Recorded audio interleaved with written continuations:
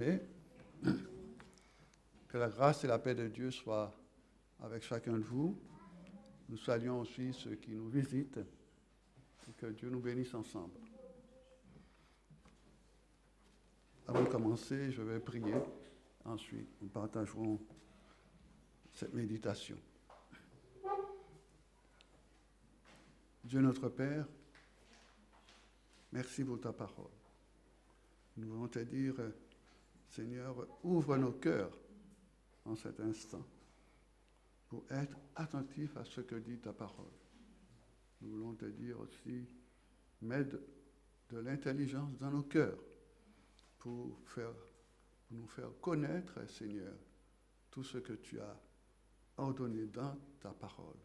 Et nous te remercions au nom de Jésus-Christ. Amen.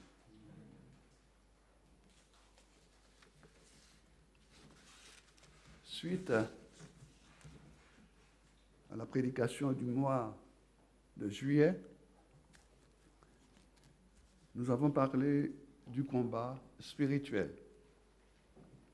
Que la vie chrétienne est un combat spirituel permanent. Le texte que nous avons lu déjà ce matin avec le frère nous montre qu'il y a toujours à lutter en permanence. En résumé, voici ce que nous avons partagé en parlant d'un thème que le combat spirituel est un combat contre la chair.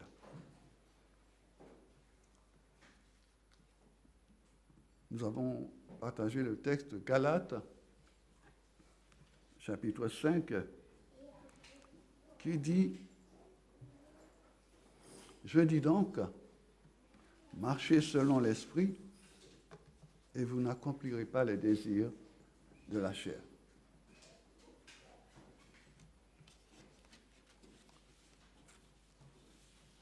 Même si ce corps du péché a été vaincu par le Seigneur, mais il est là en nous.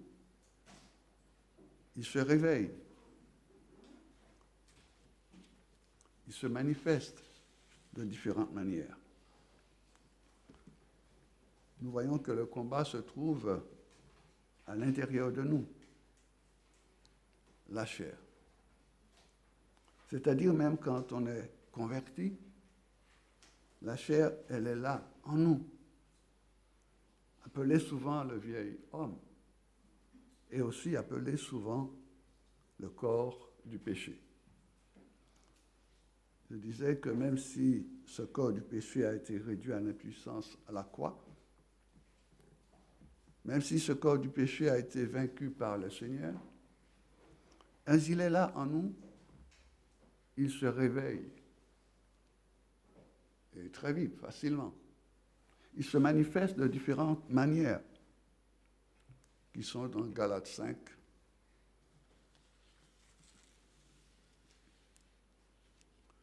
Toutes sortes de comportements. Galates 5, verset 20, il est parlé d'idolâtrie, la magie, les querelles, l'inimitié, les jalousies, les animosités, les disputes,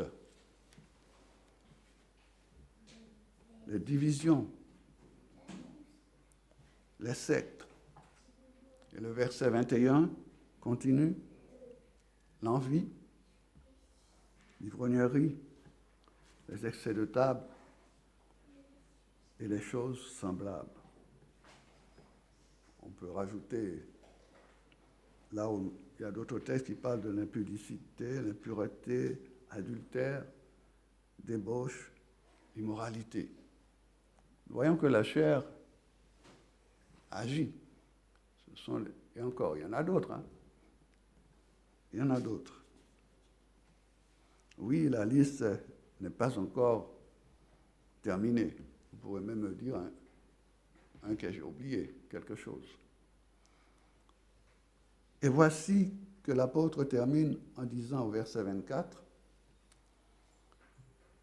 Mais ceux qui sont à Jésus-Christ ont crucifié la chair, avec ses passions et ses désirs. Et il conclut au verset 25 en disant, si nous vivons par l'Esprit, marchons aussi par l'Esprit.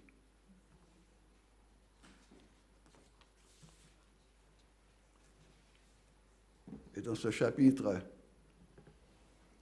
de Galates, il est bien décrit au verset 17, la chair a des désirs contraires à ceux de l'esprit. Et l'esprit en a de contraires à ceux de la chair. Ils sont opposés entre eux afin que, de telle manière que l'homme ne puisse pas faire ce qu'il désire faire. Il est comme déchiré.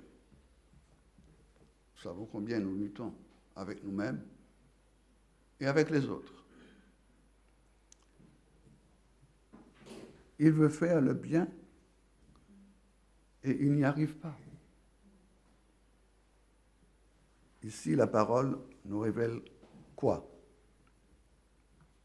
Que par nous-mêmes, nous sommes incapables de faire quoi que ce soit. Il ne faut pas avoir honte, de dire que par nous-mêmes, nous sommes incapables de faire quoi que ce soit. Mais qu'il faut l'intervention de la puissance de Dieu. La chair, elle est en nous. La chair reviendra à la charge tous les jours. Tous les jours. Jusqu'à ce que nous quittions ce monde. Jusqu'à ce que le Seigneur revienne. Le combat est donc engagé. L'ennemi emploie la chair pour nous pousser à faire du mal, à pécher contre Dieu. Contre Dieu. Quand nous péchons, c'est contre Dieu. Mais c'est à nous de veiller. À nous de veiller. Parce que le combat, il est interne, il est en nous. Vous connaissez l'expression « l'enfer, c'est les autres ». Nous n'accusons pas les autres comme on a tendance à dire « l'enfer, c'est les autres ». Nous n'accusons pas les autres pour des combats. Il est en nous, la chair. Le combat contre la chair. La Bible nous dit que ce combat, il est permanent. Quel est le conseil qui est donné sur le plan spirituel? Le conseil est au verset 16 de Galates que nous avons lu. Marchez selon l'esprit et vous n'accomplirez pas les désirs de la chair. Dieu ne nous met pas devant une réalité qui nous dépasse, qui nous déchire, sans nous donner la solution. Dieu ne nous dit pas, voici ce qu'il faut faire simplement, mais il nous donne le moyen de nous en sortir. Mais la chair est là. Mais pour ne pas accomplir les désirs de la chair, nous avons quoi? Nous avons l'Esprit de Dieu en nous. Nous sommes capables, par la grâce de Dieu, de pouvoir marcher selon l'Esprit, c'est-à-dire marcher d'une manière conforme à la parole de Dieu. Quand quelqu'un se met en travers de la parole de Dieu, il ne marche plus selon l'Esprit. C'est assez clair. C'est simple. Quand quelqu'un se met au travers de la parole de Dieu, il ne marche plus selon l'Esprit. Les paroles du Seigneur sont des paroles pures, un argent éprouvé, raffiné, sur terre au creuset, et 7 fois épuré. C'est le psaume 12 qui le dit au verset 7. La parole du Seigneur, les paroles du Seigneur sont des paroles pures. Il a dit aussi que c'est l'Esprit qui vivifie. C'est l'Esprit qui vivifie, qui donne la force. C'est l'Esprit qui est la source de la vie spirituelle.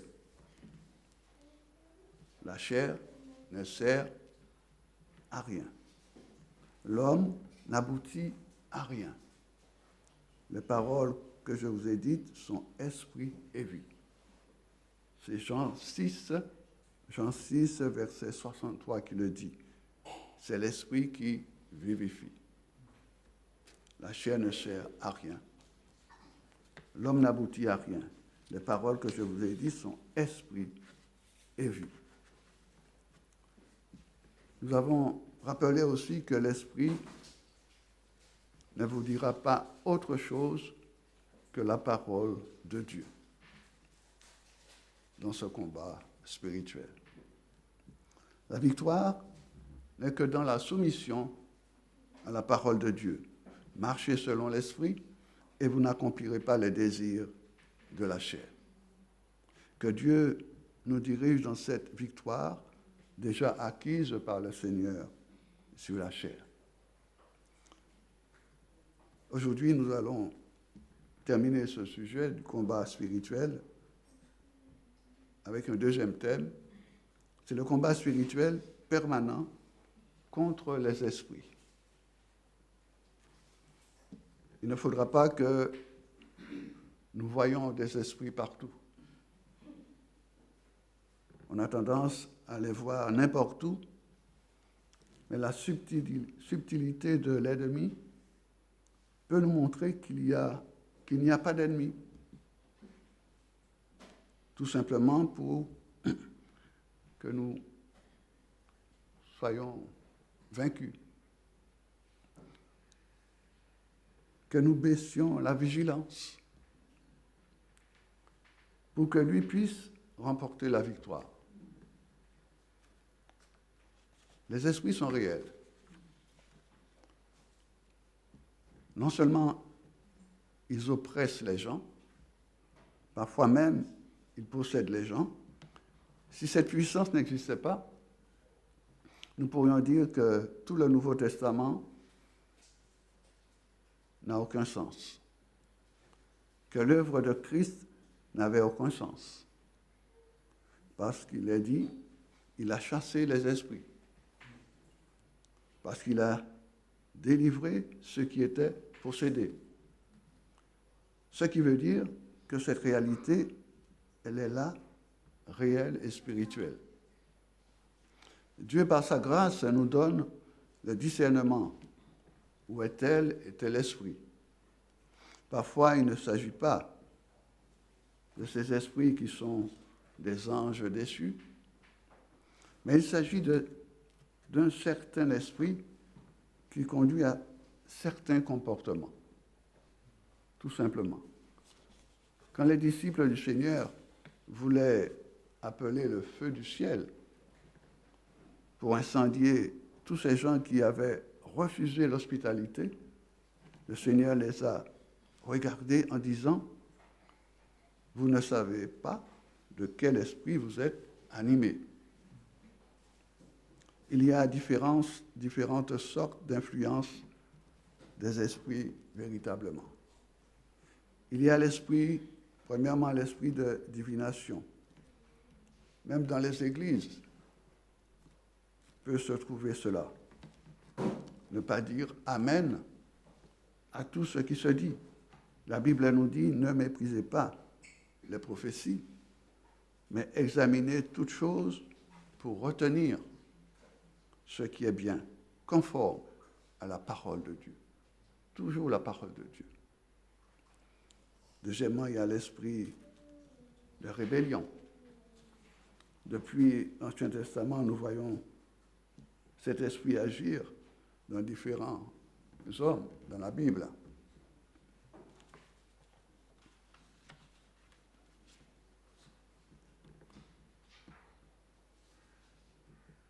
Vous étiez morts par vos offenses, dit la parole de Dieu, et vos péchés dans lesquels vous marchiez autrefois. Ça, c'est l'esprit de rébellion. Vous étiez morts par vos offenses et vos péchés dans lesquels vous marchiez autrefois. L'esprit de rébellion. Nous le trouvons dans ce texte d'Éphésiens, car où il est dit l'esprit de rébellion qui agit puissamment dans ce monde pour rebeller les gens contre le Seigneur. Ça, c'est l'esprit de rébellion. Regardons le monde. N'a-t-il pas une mauvaise influence? C'est vrai que nous n'avons jamais vécu cette situation que nous vivons aujourd'hui. Mais le Seigneur nous a avertis qu'il y aura des guerres, des bruits de guerre, il y aura la violence. Oui, l'esprit de rébellion. Que l'esprit de rébellion qui agit dans le monde ne puisse pas nous influencer. Veillons et prions. Et c'est ce que nous faisons. Troisièmement, il y a l'esprit de dispute. Romains 2, verset 8.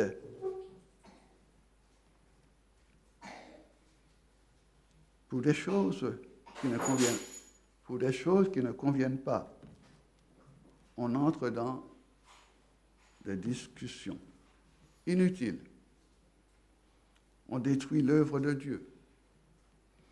On ne réalise pas que derrière cette discussion, cette dispute, il y a l'esprit de dispute, vraiment l'esprit de dispute. Et cela, depuis la maison, au travail, comme ça nous a été rappelé, partout. Vous allez faire des courses, vous sortez dans la rue, vous voyez l'esprit de dispute tout le temps. Toute occasion peut nous donner d'être en dispute. Et surtout en ces temps-ci, nous voyons que pour un rien, il y a agression, il y a meurtre. Oui. On ne voit pas que des hommes autour de soi. On ne voit pas que des hommes. Quatrièmement, il y a l'esprit de parti. L'esprit de parti, les gens, au lieu de voir l'unité du corps du Christ que nous formons, il y a des divisions, des partis pris. Ce n'est pas d'aujourd'hui. Comme on le dit même toujours dans l'Ancien Testament, il y en a qui disaient « Moi, je suis de Paul. Moi, je suis de Silas, d'Apollos. Moi, je suis d'Apollos. » Les gens doivent comprendre que nous appartenons à Jésus-Christ.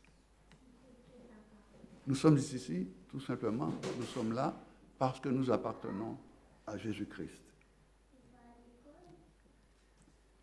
Jésus-Christ qui nous a unis, qui nous a donné le même esprit, qui travaille pour l'unité, et que notre effort est de chercher le bien de la paix, pour garder l'unité de l'esprit. Tout simplement qui a été acquis par le Christ. Ensuite, il y a l'esprit de vaine gloire. Que veut le monde? Que veut le monde pour nous? Le monde veut que les gens soient, comme on dit, à la page.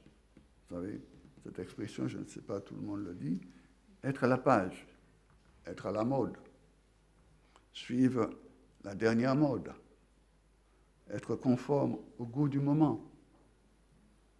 Oui, le monde veut que l'on puisse être à la page, tout simplement afin que l'on puisse les glorifier. Et vous voyez, toute gloire retourne toujours à un homme, à une femme. Oui, ils animent même les gens qui sont en Christ.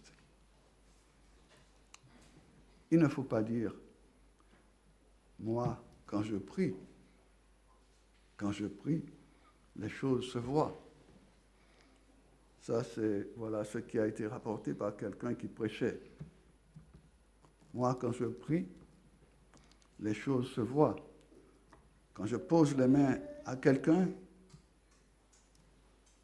il y a un miracle qui se produit. Qui en est? Qui en est pour dire cela? Ce n'est pas nous. Ce n'est pas vous qui guérissez quelqu'un. Les miracles, c'est Dieu qui, tout simplement, qui les opère. Qu'as-tu que tu n'aies reçu? Et si tu l'as reçu, comment t'en glorifies-tu? Voilà ce que nous rappelle la parole de Dieu. Tout simplement, c'est la vaine gloire de croire que ce que l'on fait nous élève, oui, quelque part. Non, nous ne sommes rien. Nous ne sommes rien. Que pouvons-nous faire sans Dieu? Sans lui, nous ne pouvons rien faire. C'est vrai que ce sont des choses, des paroles qu'on répète, mais est-ce que dans nos cœurs, vraiment, nous réalisons que sans Dieu, nous ne pouvons rien faire? La chair vit tout simplement, tellement facilement que, non, on a l'impression qu'on fait ça comme on veut, quand on veut. Personne ne m'empêche de faire ceci ou cela. Mais en réalité, on ne peut rien faire sans Dieu. La gloire de Dieu ne peut être volée pas n'importe comment. N'ayons pas n'importe quel comportement non plus. Dieu a dit, je suis un Dieu de gloire. Et je ne donnerai pas ma gloire à quelqu'un d'autre. Oui, certaines responsabilités ou certaines fonctions ou ce que nous faisons peut nous enorgueillir. Il y a l'expression qui dit on se gonfle, peut nous gonfler. Au point de croire que nous sommes quelqu'un et que nous valons quelque chose. Personne n'est au-dessus de l'autre. Devant Dieu, nous sommes tous égaux. On ne fait tout simplement qu'assumer chacun sa responsabilité. Ainsi, répondre tout simplement, nous répondons par là à la vocation que nous recevons, à la vocation que nous a adressée le Seigneur.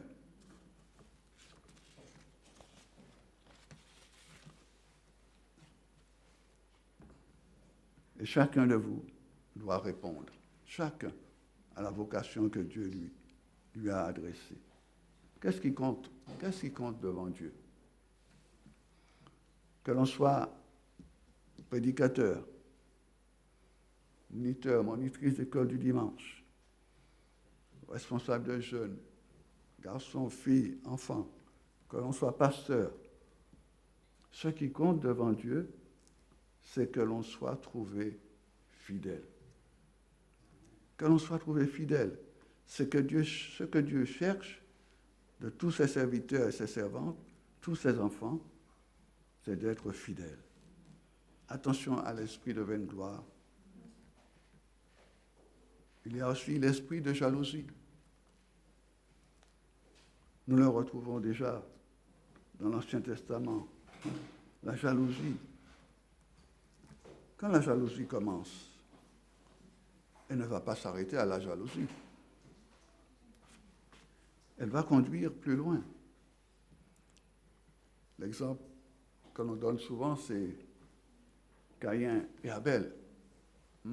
La jalousie est allée jusqu'au meurtre. Satan se met derrière et il vous donne la haine.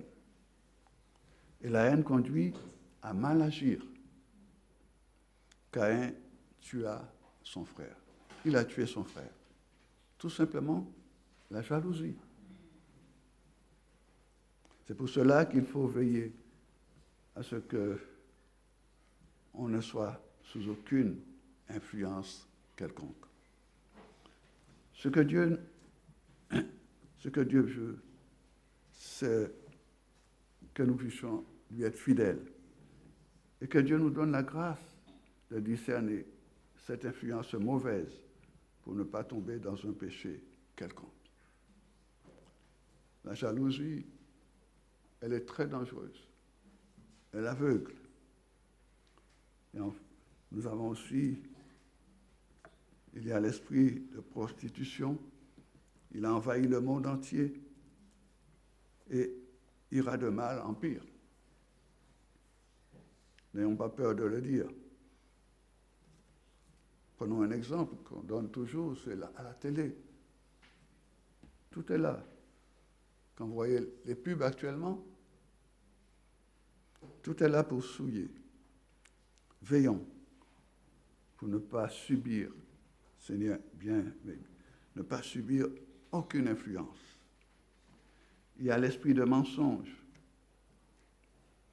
Ne minimisons pas les mensonges, parce que le mensonge appartient à qui? À l'ennemi de nos âmes. Le mensonge appartient à Satan, parce que c'est lui le père des mensonges. Que Dieu nous dirige et ouvre notre intelligence pour nous faire connaître tout ce qu'il a ordonné. Il y a aussi l'esprit de timidité. Certaines personnes ont de la timidité pour servir Dieu, ont même de la timidité pour prier Dieu. La Bible nous dit que l'esprit que nous avons reçu, ce n'est pas l'esprit de timidité. Ne soyons pas sous l'influence de cet esprit de timidité qui nous empêche de servir Dieu, de louer Dieu, de glorifier Dieu, surtout dans l'assemblée. La liste est peut-être encore plus grande. Mais le point central ici, c'est de dire, veillons de ne pas être influencés d'un esprit quelconque et que l'Esprit de Dieu nous conduise. Pour conclure, Jésus dit, je suis la résurrection et je suis la vie. Et quiconque vit et croit en moi ne mourra jamais. Ici, il s'agit de la mort éternelle. Si vous croyez, vous êtes passé de la mort à la vie pour toute l'éternité. Si vous dites à quelqu'un qui ne croit pas en Jésus-Christ qu'il est mort spirituellement, séparé avec Dieu, il ne va pas comprendre. Il ne sait pas que bien que vivant physiquement, spirituellement, il est mort, séparé avec Dieu. Jésus va dire dans Jean 5, 24, en vérité, je vous le dis, celui qui écoute ma parole et qui croit en celui qui m'a envoyé à la vie éternelle, il ne vient point en jugement, mais il est passé de la mort à la vie. Il est donc ressuscité spirituellement. Il n'est plus séparé avec Dieu. Ne soyons pas sous l'influence d'un esprit quelconque qui nous empêcherait de servir Dieu, de le louer, de glorifier Dieu dans l'assemblée et dans l'Église. Amen.